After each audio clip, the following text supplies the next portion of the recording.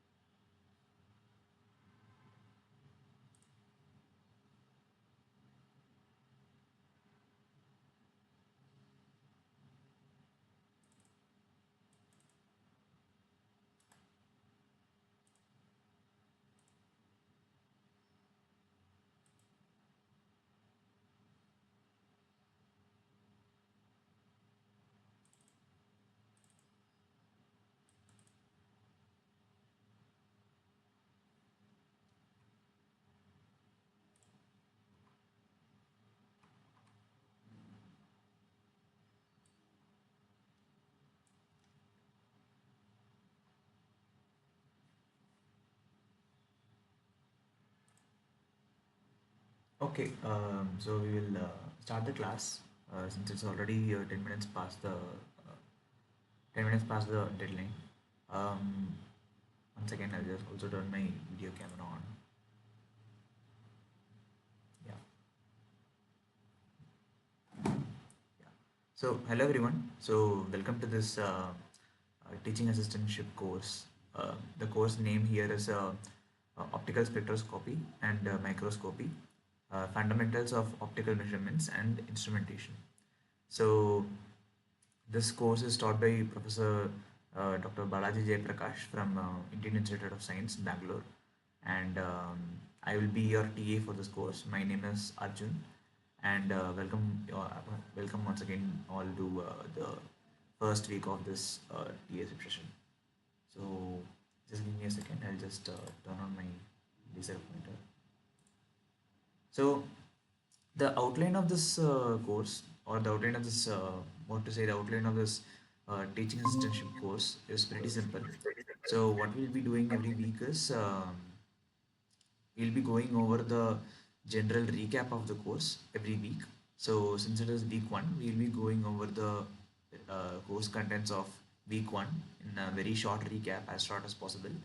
And I will also be going through some sample problems that I have prepared on my own. We'll be discussing most of the sample problems will be pretty simple. So we'll just be going over some of the sample problems one by one. And in between the course recap as well as the problems, and towards the end of the problems, towards the end of the session, we'll be having small doubt session.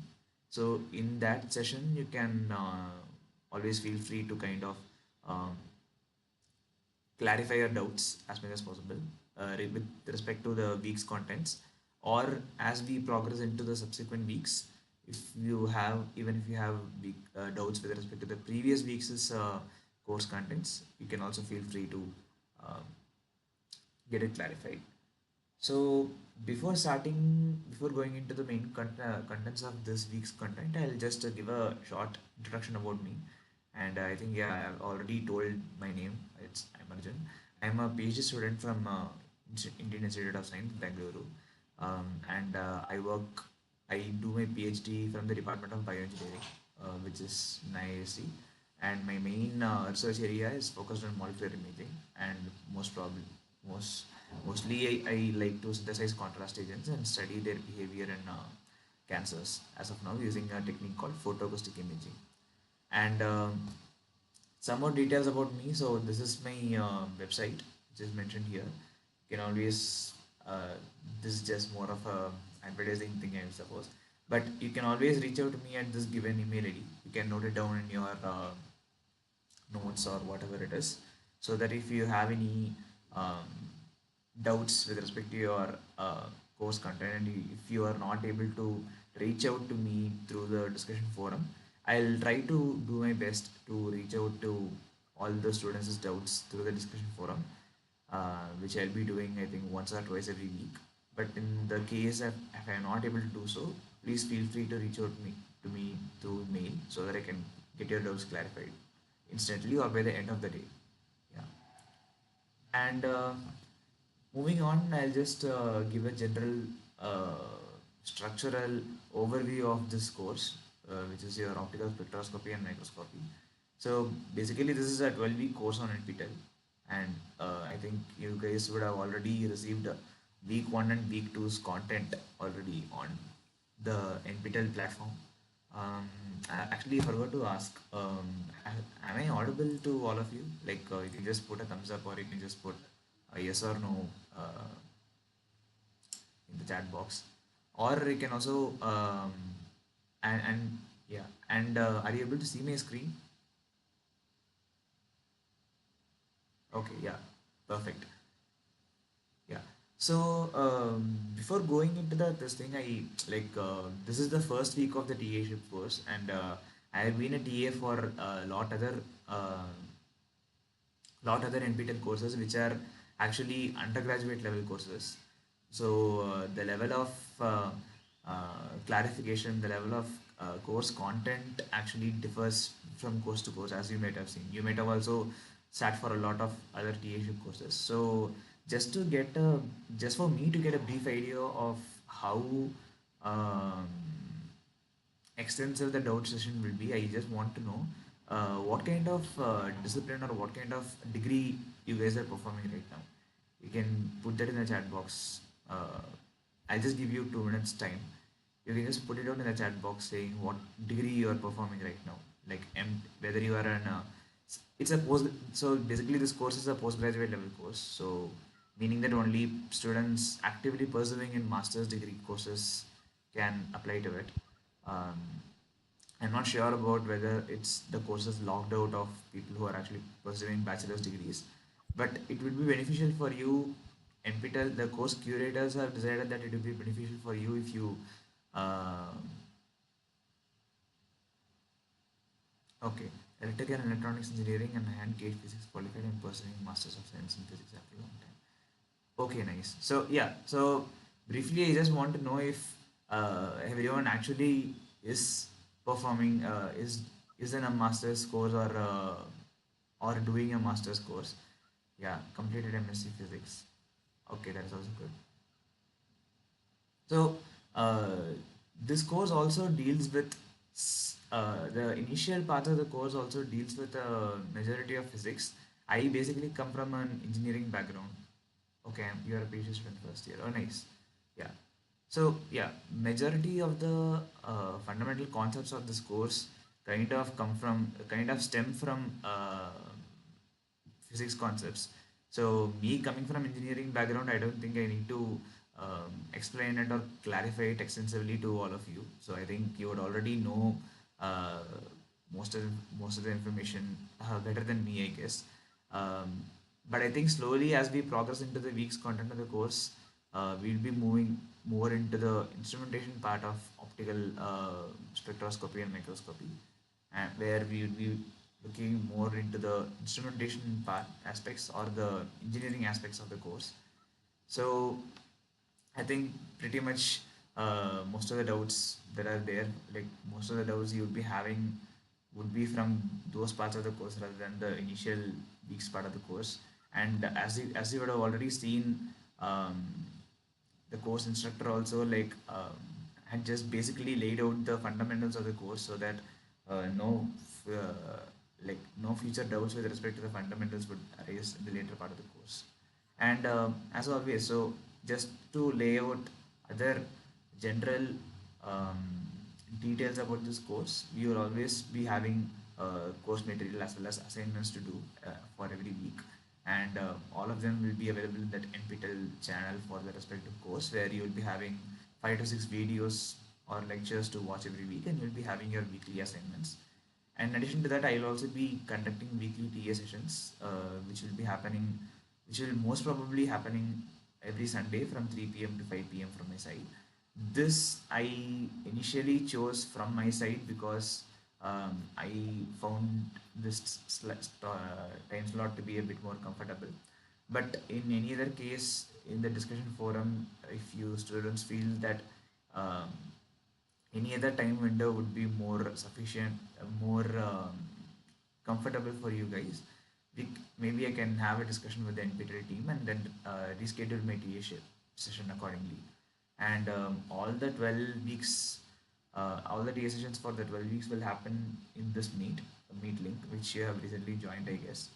And if you people are actually viewing this recording through Google Drive, which I'll be posting later, you can also view this link and then join. If you want to get your doubts clarified in person, then you can also join that meet as well. And as you already know, I think I forgot to mention it in the slide that I am recording this week's TA session right now, which I'll be doing for the subsequent 11 weeks as well. And I'll be uploading them all to a common YouTube channel link where I'll be posting all these videos. So in case if you miss any of the TA sessions and if you want to know what happened during those sessions, please feel free to uh, go over the contents of the TA session course anytime you want. And as you always know that if you have any other doubts, you can always reach out through the discussion forum, which is most likely preferred because you will have a common platform for not only for me and you to interact and clarify those doubts, but also if uh, students can also clarify the doubts. The people who are taking in the course can also clarify the doubts within each other. But if you need any pressing doubt that needs to be clarified instantly, then you can always reach out by mail, which was mentioned in my previous slide. So now that all the basic overview of the course is laid out, I would just like to know if you guys have any basic doubts or basic uh, clarifications with respect to how NPTEL courses function, or whether you need any help with that before we go to the course structure. I'll just give a minute of time so that you guys can uh, let me know.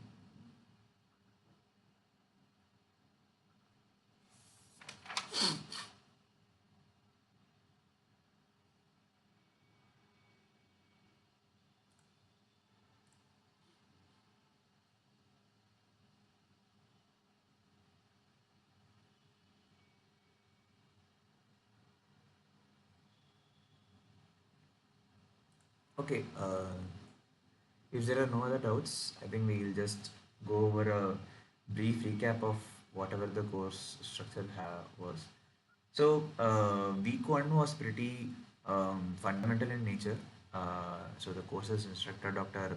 Professor Balaji Jayaprakash, he laid out the fundamentals of the course, explaining that how most of the concepts that we'll be learning in the future weeks depend on quantum mechanics. So the basic overview of the week one's lectures was basically quantum mechanics for optical spectroscopy, and how he was talking about how he was talking about the importance of optical systems for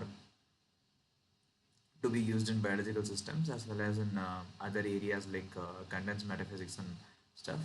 And he explained about how we should use the appropriate optical technique to, based on how advantageous it is, and like he also wanted to stress the importance on how we should overcome the limitations on each optical technique and like, use the advantages to specifically use any technique to its full purpose.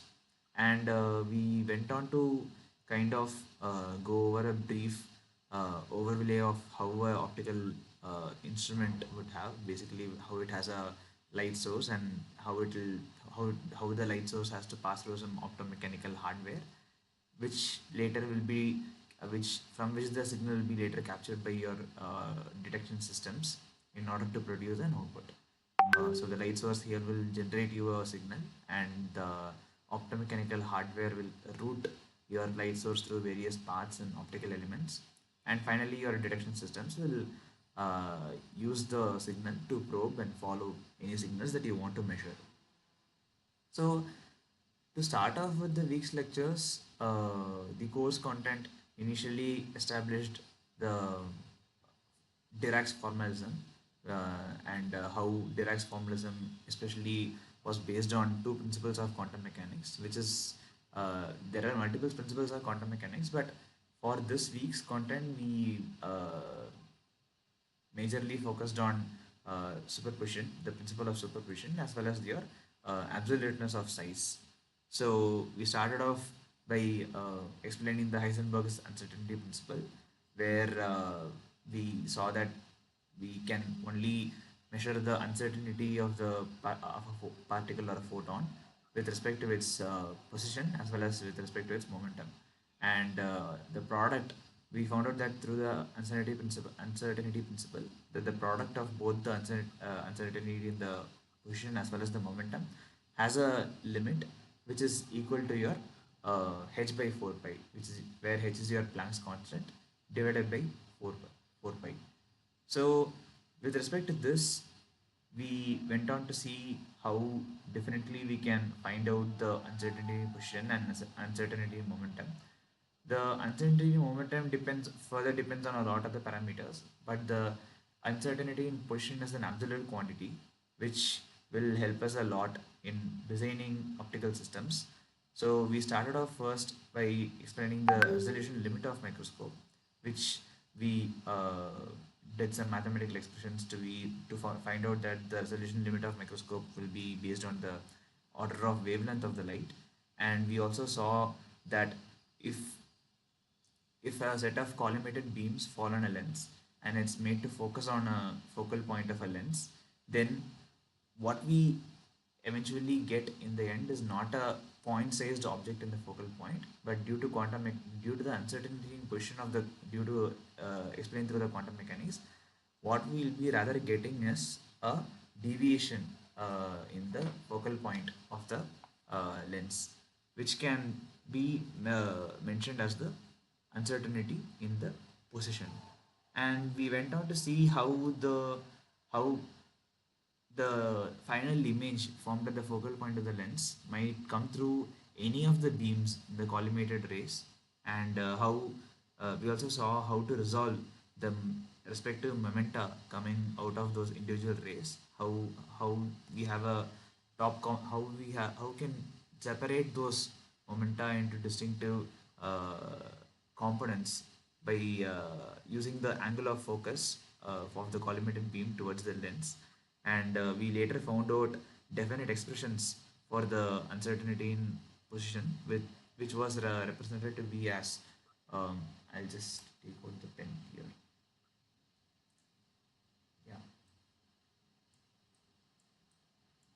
So the uncertainty in the position was later found out to be dep- dependent on the lambda, which is your order of the wavelength, divided by your 2 mu sin theta,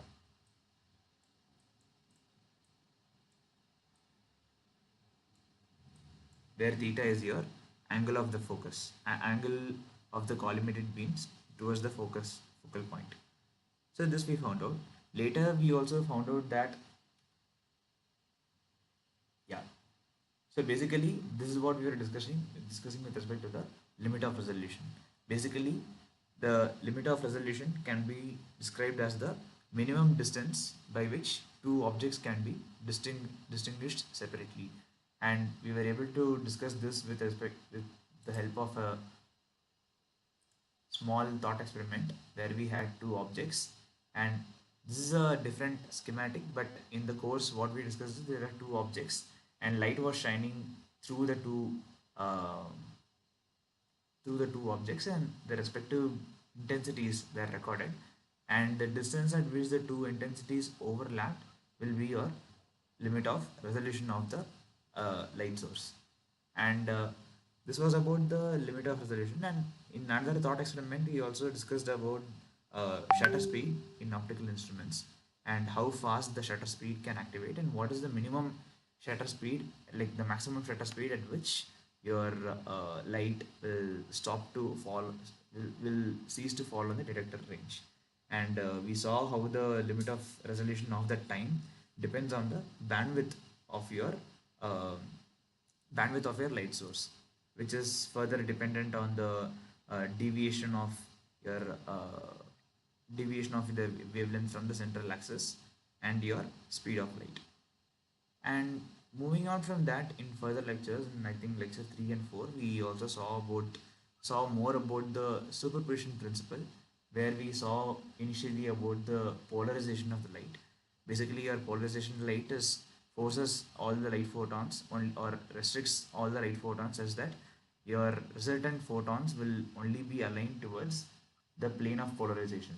So when you have a light source which gives you unpolarized light where photons are aligned almost along all the planes of the polarization axis, and when you have a polarizing filter which restricts the photons having only one plane of polarization, the resultant polarizing light will have will only have a single plane of polarization. And we also saw the principle of orthogonality in the polarization of the light, where if you have subsequent polarizing filters with orthogonal angles, which is 90 degree to each other, you will not have resultant light coming out of it. But if you have an intermediate filter with the polarizing angle of something from 0 to 90 degree, you will end up with a the resultant light source will have some value which is not zero.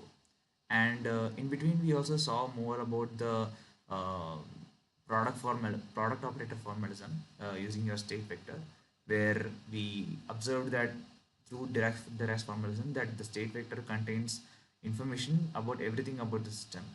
And we also saw some concepts about the bracket notation of the Dirac state vector, which we'll be going through in detail in the subsequent weeks. And yeah, we also saw in basic a very small concept about how photomultiplier tubes work and how photomultiplier tubes are used to detect photons coming out of a specific polarizing filter. And we also saw how photomultiplier tubes work, where we have a photocathode and multiple diodes which help you in multiplying the signal coming out of a photon and emitting it to your circuit. So these were the major concepts discussed in week one. So I'll leave I'll leave the room for like 5-10 minutes after this to to have a short doubt session. So in these concepts, if you have any doubts, you can post it in the chat box below. Or if you guys don't have any doubts for further doubts, we at around 3:35 we can start discussing some of the sample problems. I've prepared a set of 6 to 7 sample problems which are not part of the assignment because as a NPTEL instructor, I am not supposed to discuss the assignment answers before the answer key is let out.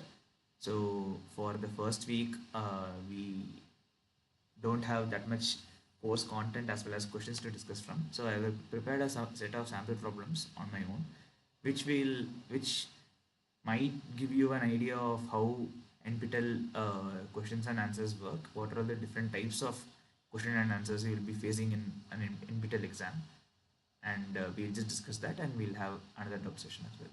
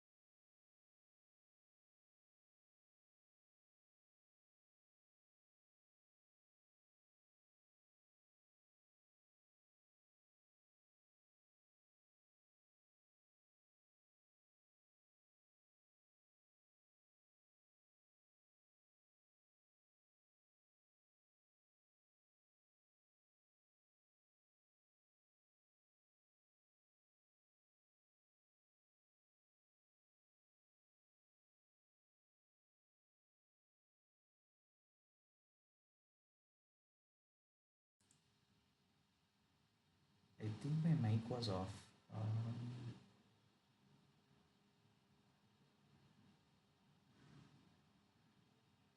I'll also type out the answer here, um, in case. I think because in my OBS software, I think the mic had some problem, so I'll just type out the answer as well.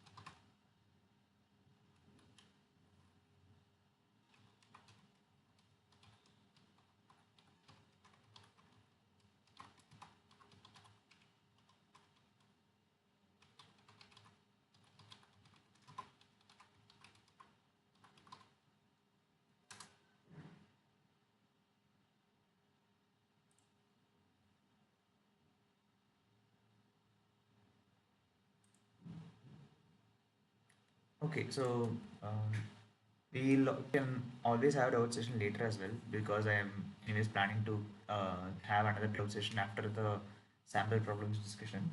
So we'll start with some basic problems. So the first problem is pretty simple, I guess. So we have four options here, and the question is, how is the uncertainty in a photon's momentum represented? So we have several notations or several representations for different expressions for the momentum. How is the uncertainty in a photon's momentum represented? So we have four options here. First option is mod p, second option is just p, third option is delta p, and fourth option is none of the above.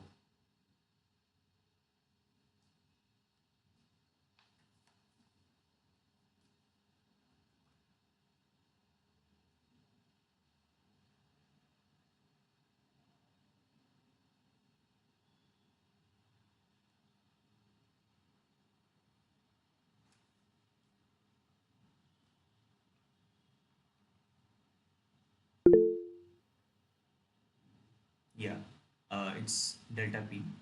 So the answer is delta p. Yeah. So as we all know, like all the four, sorry, not all the four. The fourth option doesn't mean anything per se, in the at least for this question. But all the three, for the first three options of represent different notations of the photon's momentum, except that there is differences in the meaning that they try to, except that there is the differences in a meaning that they are trying to convey. So your mod p is basically the sum of all your sum of sum of all your components of the momentum across all the directions. So it will basically be your p cos theta plus p sin theta, which is squared as well as taken, which is like taken a RMS value of, and p is your momentum, which is basically broken down into your p cos theta and p sin theta. So yeah. So the next question is also pretty descriptive, I think. So what is the state vector and product operator formalism represent? So we saw about the um, state vector uh, in the product operator formalism, in the bracket operator formalism as well. So we need to figure out what does the state vector and the product operator formalism represent. So once again, there are four options, and it's a MCQ question basically. So the first option is information about photons mass, information about photons velocity, all the information about the system, and scalar information about the system.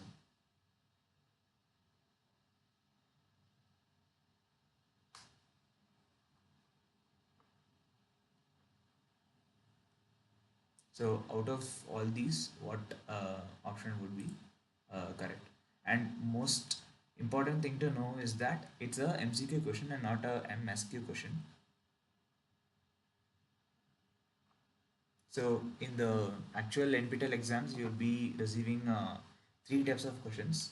One is MCQ, uh, one is your MSQ, and one is your uh, NATS, which is your numerical answer type.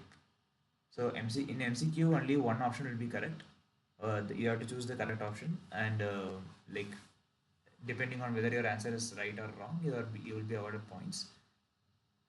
Yeah, Bharat's answer is correct. See, all the information about the system. So your state vector in your product operator formalism um, is supposed to represent all the information in the system. Uh, this is with respect to an MCQ question.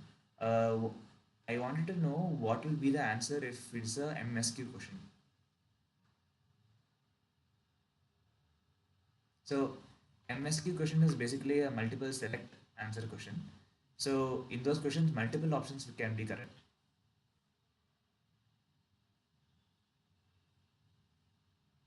Yes. So three and four. Yeah. So it just depends on what kind of question you are getting. So if it's an MCQ, you will be asked to choose the best possible answer which is matching with your question. And if it's an MSQ question, you have to choose all the answers available with the question. Yeah. I hope the concepts of MCQ and MSQ are clear as of now. So I'll go to the next question. Um, yeah. What does polarization mean? This is also a very simple question. Like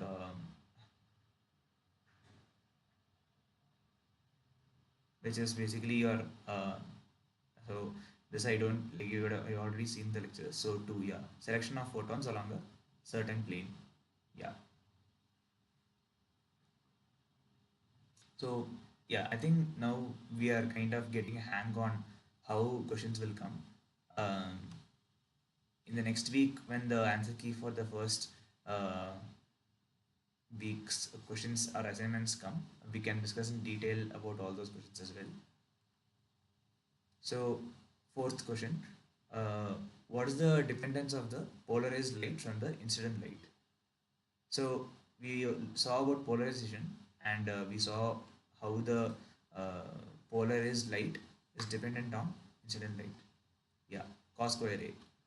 Yeah, this is also a straight up answer. Yeah. So, this will be a pretty good problem to solve. In your exams, you'll be provided with calculator as well. So this will be a good opportunity for you people to use any system calculator and then figure out the answer. So find the fastest shutter speed at which the light will be visible for a bandwidth of 2.5 gigahertz. So we saw that above. So uh, based on the bandwidth of the light and based on the wavelength of a light, we'll be having a certain shutter speed below which, like certain fast shutter speed, below which your light will not be visible. For this question, let's just assume that the laser is a helium neon laser. I'll just write it. I think I forgot it. Sorry.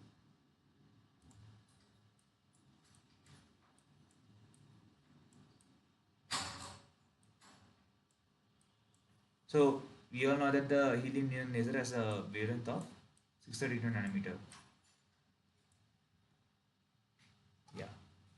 So you can take your time and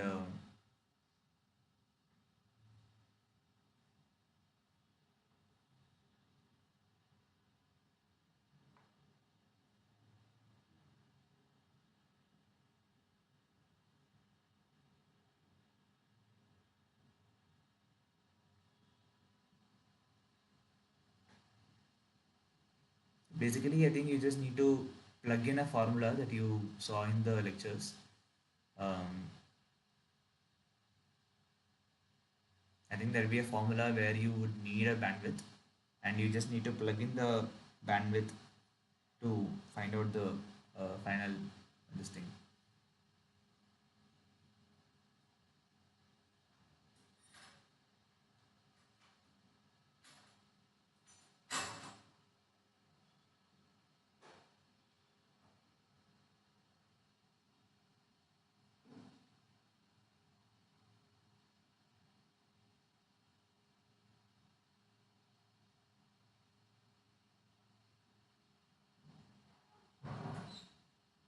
I think the time is 3:48 right now. We can take time till maybe 3:50 or 3:55 to discuss, to find out the answer.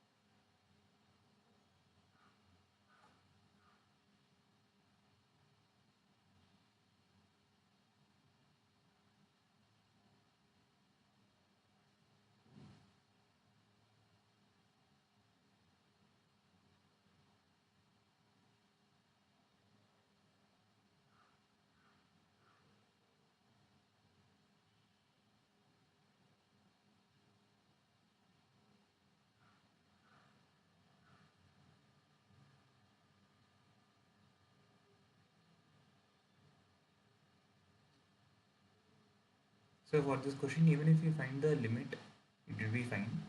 Like I know that the answer for your final shutter speed, which is your delta t, uh,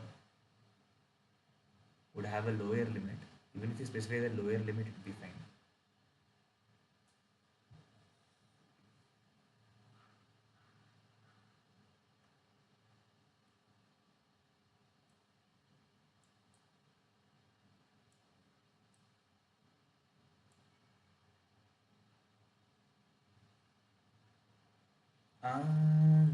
0.4.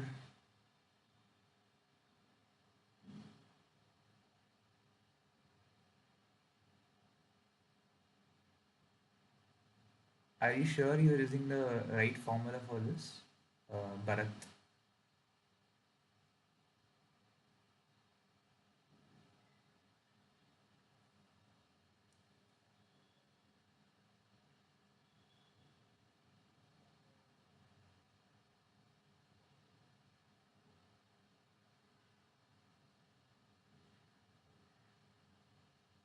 Okay, okay, it's fine, no problem.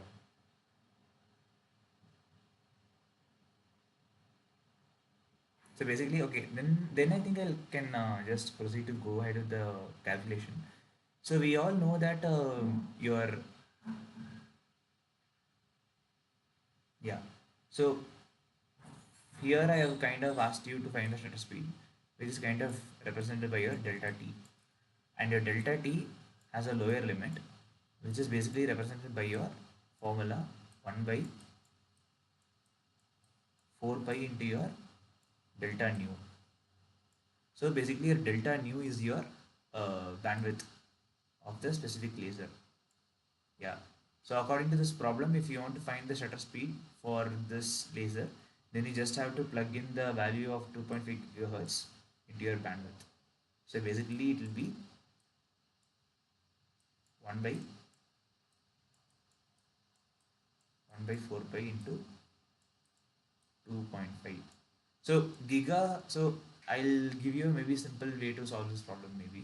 You don't need to consider this gigahertz per se. So gigahertz always you know that it will be 10 power minus 9, sorry 10 power 9.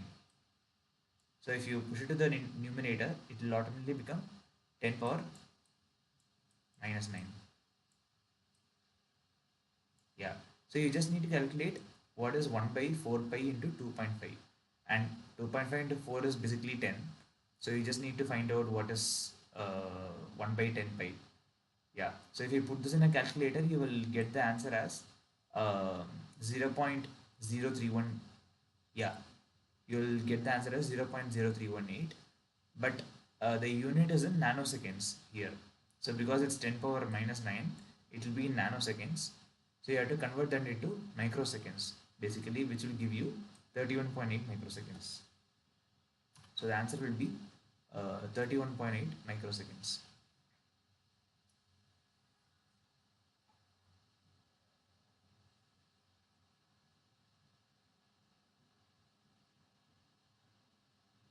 I hope you are clear with. I hope all of you are clear with this. This thing.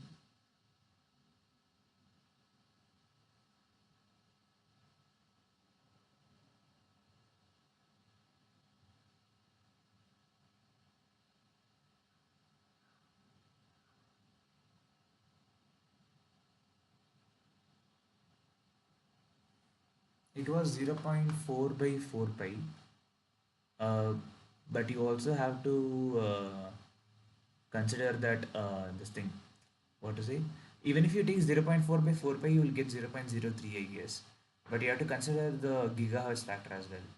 So gigahertz will be 10 power 9 hertz, which will be 10. If you move it to the numerator, it will be 10 power minus 9 seconds, which is nanoseconds basically.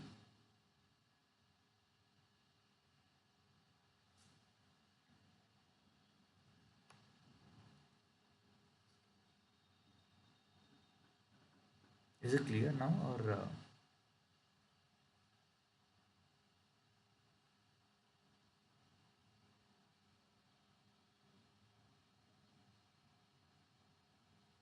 yeah, okay. I think one more question is one last question is remaining. Yeah, so this is basically a problem that I have to like this thing. Just give me 2 seconds probably.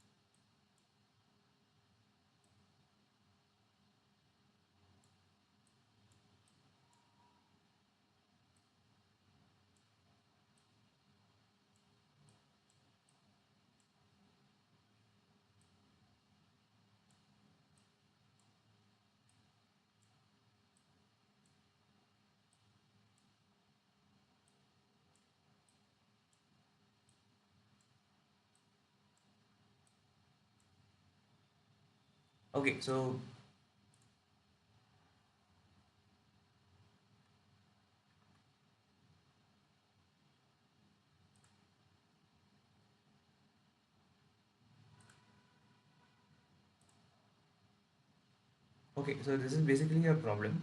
Basically, you have here four polarizers.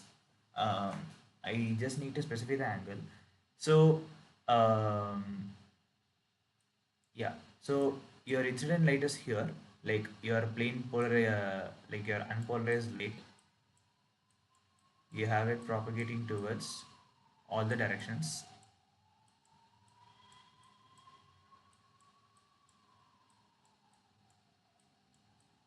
Yeah, your unpolarized light is passing through, it has to pass through four different polarizers, and the angle between each polarizer will differ by 30 degrees. So this will be basically 0 degrees, this will be 30 degrees, this will be 60 degrees, and this will be 90 degrees. Yeah.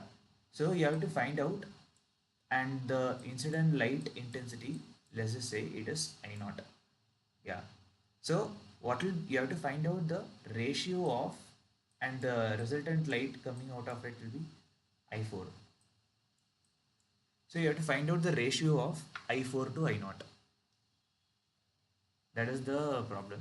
So this will be a numerical answer type question where they will give you a box to type your answer, and they will give you a range, like they will expect you to type any range between two numbers which they think will be the right answer. It will be based on the calculation that you make. So you just have to find the ratio between I4 to I naught.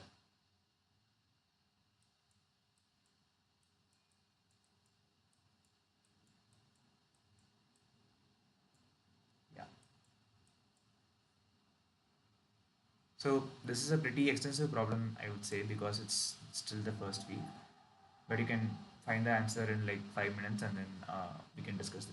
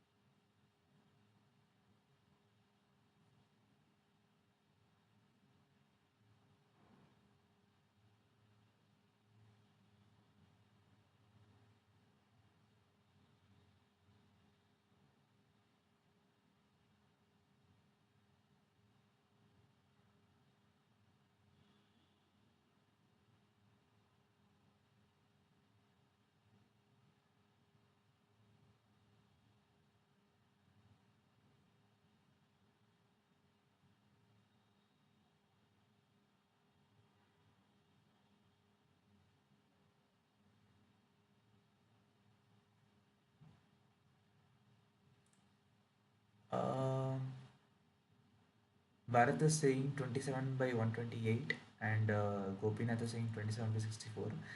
I'll give you a hint, maybe one of you is correct.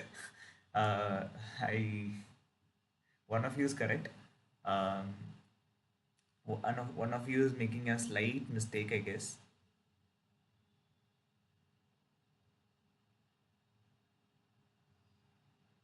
But the and if I have to give another hint, maybe the numerator part is correct. Both of you got the numerator part correct. It's 27, obviously. You just have to figure out the denominator part. Like either one of you. Maybe you can recheck the calculations and get back.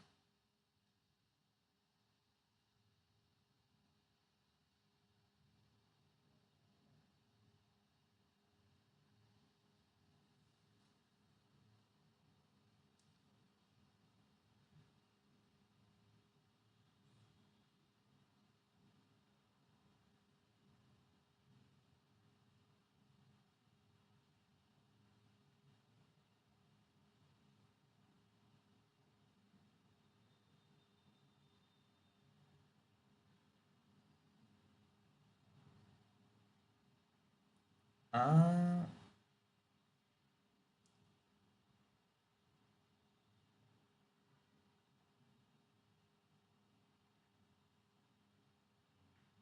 I mean, for this class, maybe we'll just. Um, I mean, Bharat, I kind of get what you're trying to say, but for this class, we can assume that like after the first polarizer, it doesn't half.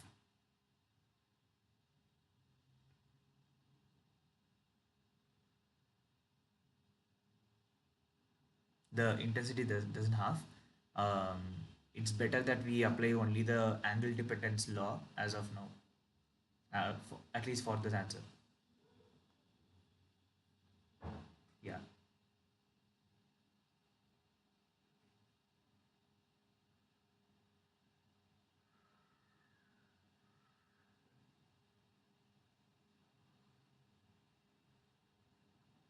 Because I get your point, but if we bring the angle dependence, like if we bring the halving of the initial polarization, the calculations might become even more complex. For this problem it's okay, I kind of get your point, but for future problems we'll be having even more complex calculations. So for now we'll just restrict it to angle dependence. So we can just go on to solve this problem. It's pretty simple problem only. We just have to put in some thought. So we have four polarizers here, and between each two polarizers, we have an angle difference of. So how to go around this problem is we just have to find out the difference in angle between subsequent polarizers. So between 0 to 30, there's a 30-degree difference. Between 0, I can maybe just write it.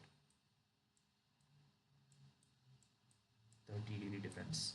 Between 30 to 60, there is a 30-degree difference, and between 60 to 90, also there is a 30-degree dependence. Yeah.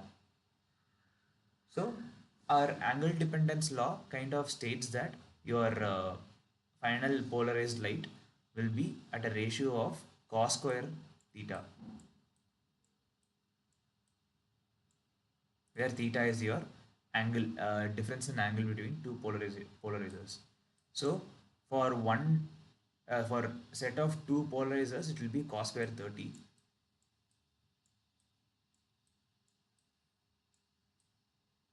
Cos square 30. So for four sets of polarizers, you will have three different sets of differences. So to calculate all the differences in intensities, you have to multiply it three times. Cos square 30 into cos square 30 into cos square 30. So cos 30 is root 3 by 2 that we know. So cos square 30 will be 3 by 4. If you do all of this, you will get 27 by 4 into 4 into 4 is 64. So your final I4 will be 27 by 64 times that of your I naught. Yeah, but obviously in the exam you can't kind of enter a fraction. Fractions won't be allowed. So, and actually the question asks for I4 by I naught ratio. So it will be 27 by 64 I naught divided by your I naught. So I naught and I naught will be cancelled. So your final answer will be 27 by 64, which is I think around 0.21, 0.21 or 0.211. Yeah. So any answer that you write between 0.210 or 0, I mean depends on the answer and depends on the number of digits that you want you to mention, and which they would mention in the actual exam. If they actually want you to put only one decimal number, you can put in any number between 0.2 and 0.3 and the value answer will count.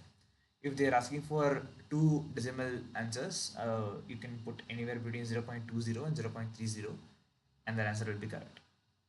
So, but the final thing is your answer should be 0.211 or any value close by it, depending on the accuracy of your calculation. Yeah. So is this question clear for everyone?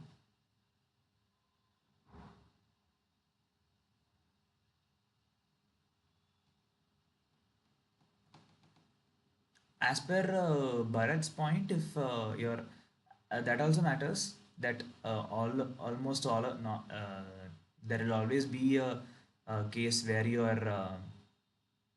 will have light in other polarized planes as well, so that all your light will not actually pass through one polarizer. So for a safer approximation we take half, and in that case as per Bharat's answer you will always get 27 by 128. But for this question we are not taking that approximation, we are just assuming that it will be along one plane. So the answer here is 27 by 64.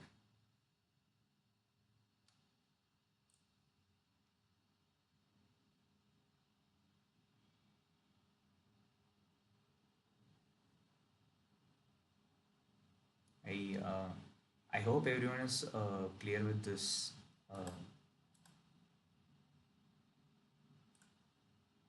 question.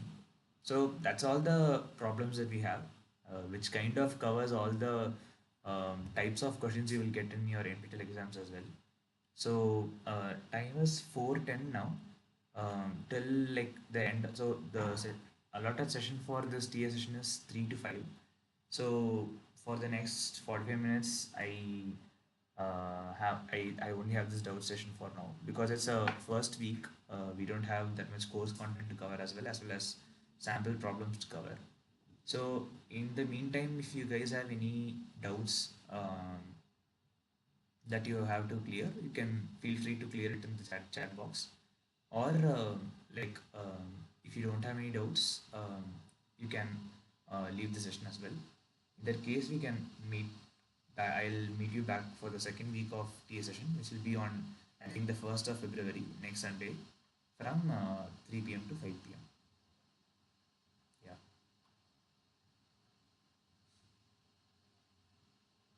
I'll be in this lobby till 4:50 or 4:55 or 5. So till then, please feel free to ask any questions that you have.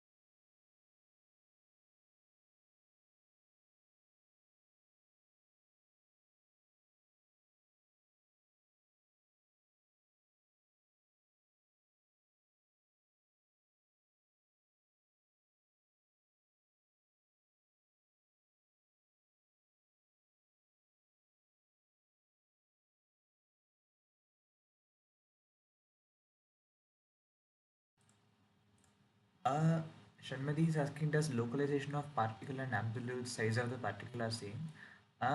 No, absolutely.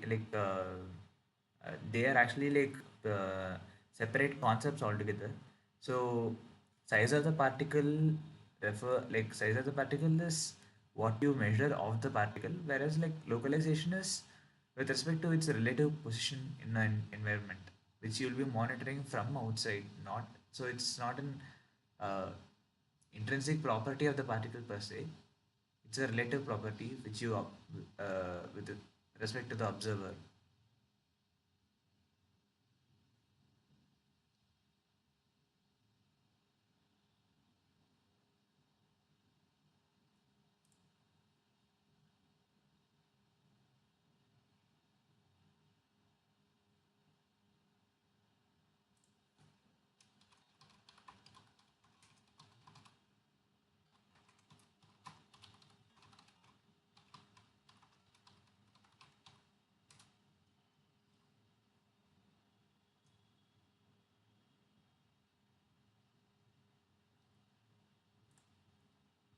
I mean, particles don't have sizes, as in it's bit of a jumble between a classical perspective and quantum perspective. Classical mechanics always assumes that particles have sizes, and as a with respect to the concepts we have discussed right now, we are always like jumping back and forth between classical and quantum perspective. Yeah. So it's safer to assume or say that, um, like, yeah, it's safer to be more concerned about the localization, I would say, just like you are saying that particles don't have sizes. Yeah,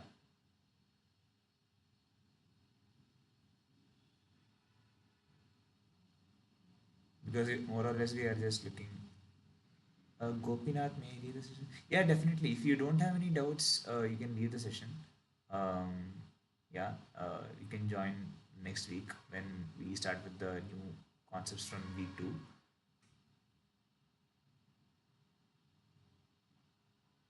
Yeah, sure.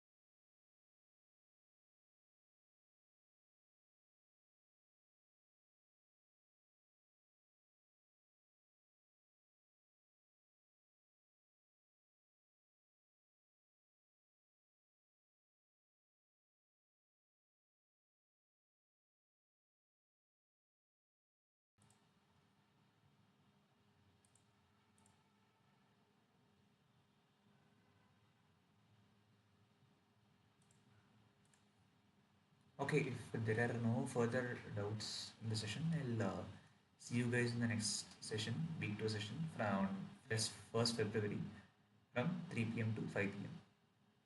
Thank you.